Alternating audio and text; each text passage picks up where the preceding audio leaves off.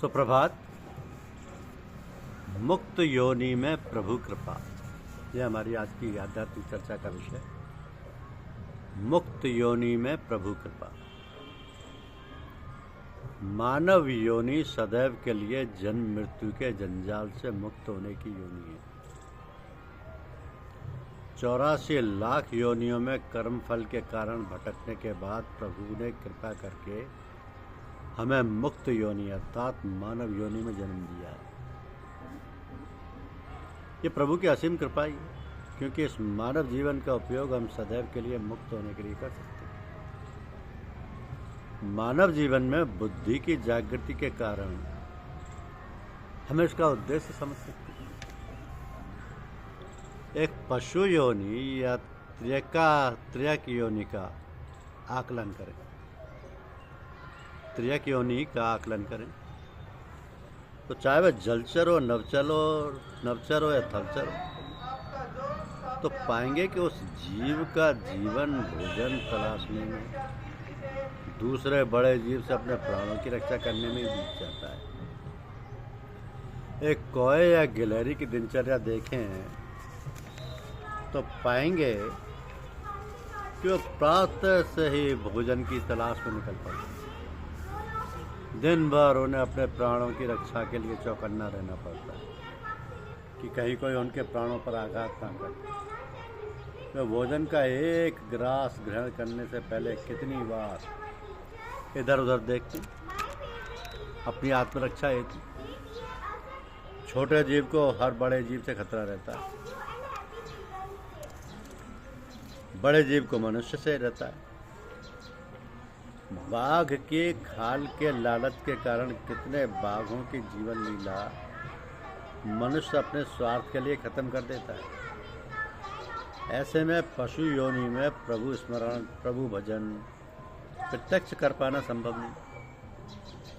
पशु योनि में बहुत कम प्राणी अपवाद रूप होती है, जो अपने पूर्व पुण्य कर्म फल के बल पर आपको मंदिरों के आसपास पलते मिलेंगे।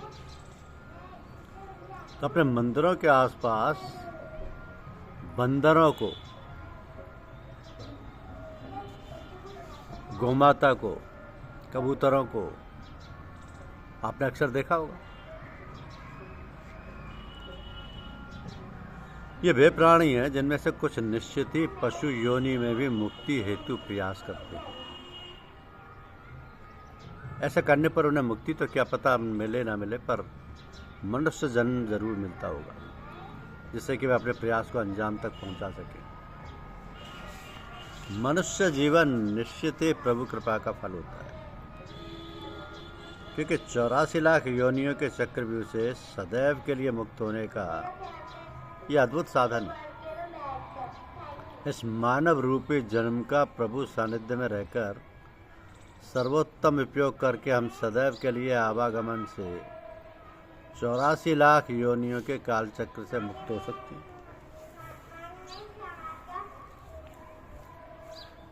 सकते हैं। इसलिए इस मानव योनि को संतों ने मुक्ति योनि कहा है, मुक्ति योनि। पर हमारा दुर्भाग्य देखें कि बड़ी कठिनाई से मिली मानव योनि में भी आकर हम अवांछित कर्म करके नए कर्म बंधन तैयार करते रहते हैं। इस तरह मुक्ति योनि में आकर भी हम मुक्ति की जगह बंधन अर्जित करते रहते हैं। और इससे भी बड़ा दुर्भाग्य तो तब होता है जब माया के प्रभाव के कारण हमारा ध्यान भी हमारी गलती की तरफ नहीं जाता। संतों ने एवं महापुरुषों ने संत वाणी में चेतावनी देते हमें इस गलती को न दोहराने हेतु आगाह किया है। कबीरदास जी, भक्तिमती मीराबाई, सूरदास जी आदि अनेक संतों के ऐसे पद हमें मिलेंगे जिनमें चेतावनी छिपी है कि मानव जीवन का सही उपयोग करने हेतु चेतावनी, प्रभु सानिध्य में रहने हेतु आग्रह। प्रभु सानिध्य में आते ही प्रभु हमारा ध्यान तत्काल इस गलती की तरफ करवाते हैं, और मानव जीवन में हो रही गलती के सुधार की प्रेरणा भी हमारे हृदय में प्रभु ही जागृत करती है। अन्यथा हमारा मानव जीवन भोजन, निद्रा और मैथुन में व्यर्थ चला जाता है। तो भोजन, निद्रा और मैथुन में अत्यधिक लिप्तता तो पशु योनि की सूचक है। पर कितने व्यक्ति आपको मिलेंगे जो पर्याप्त धन अर्जन करने के बाद भी धन अर्जन करने में लगे हुए? कितने व्यक्ति ऐसे मिलेंगे जो आलस्य में ही जीवन व्यतीत करिए जा रहे हैं, वे कुछ नहीं करने में माहिर होते हैं। कितने ही व्यक्ति मिलेंगे जो वंश वृद्धि में ही लगे हैं। ऐसे में मानव जीवन के मुख्य उद्देश्य प्रभु की तरफ चलने का ना तो उनके पास दृष्टिकोण होता है और ना ही प्रभु की तरफ बढ़ने का समय ही होता है। पर कुछ सौभाग्यशाली मनुष्य ही ऐसे होते हैं जिन पर उनके पूर्व जन्मों में किए संचित पुण्य कर्मों के कारण प्रभु की अनुकंपा होती है। अब यह कौन सी अनुकंपा है? प्रभु को पाने हेतु भक्ति मार्ग पर चलने का उनका संकल्प, भक्ति मार्ग पर चलने का प्रयास, इससे भी बड़ी अनुकंपा, सबसे बड़ी अनुकंपा कि भक्ति मार्ग पर चलने वाले जीव की प्रभु पल पल रक्षा करती है। अगर रक्षा नहीं करें तो माया का एक झोंका ही उस साधक को पुनः संसार सागर में बहाने के लिए पर्याप्त है। और इस तरह प्रभु पल पल कृपा बरसाते हैं एवं अंत में उस जीव को आवागमन से सदैव के लिए मुक्त कर देते हैं। इस तरह उस जीव को मिले मानव जन्म के उद्देश्य की पूर्ति हो जाती है। तो प्रभु की अनुकंपा या तो पूर्व जन्मों के संचित पुण्य कर्मों के कारण होती है या इस जन्म में प्रबलता से की गई भक्ति के कारण होती है। अगर थोड़ी सी भी भक्ति हमारे अंदर विद्यमान है तो उसे प्रभु का कृपा प्रसाद मानते हुए उसे निरंतर बढ़ाने का श्रम करना चाहिए, जिससे भक्ति का वो पौधा भक्ति वृक्ष बनकर लहराए और मानव जीवन के उद्देश्य की पूर्ति करे। धन्यवाद। यूट्यूब चैनल को लाइक और सब्सक्राइब अवश्य कीजिए। हमारे शिक्षक जीवन में महत्वपूर्ण है। शिक्षक हमें ज्ञान देते। धन्यवाद आपका भी।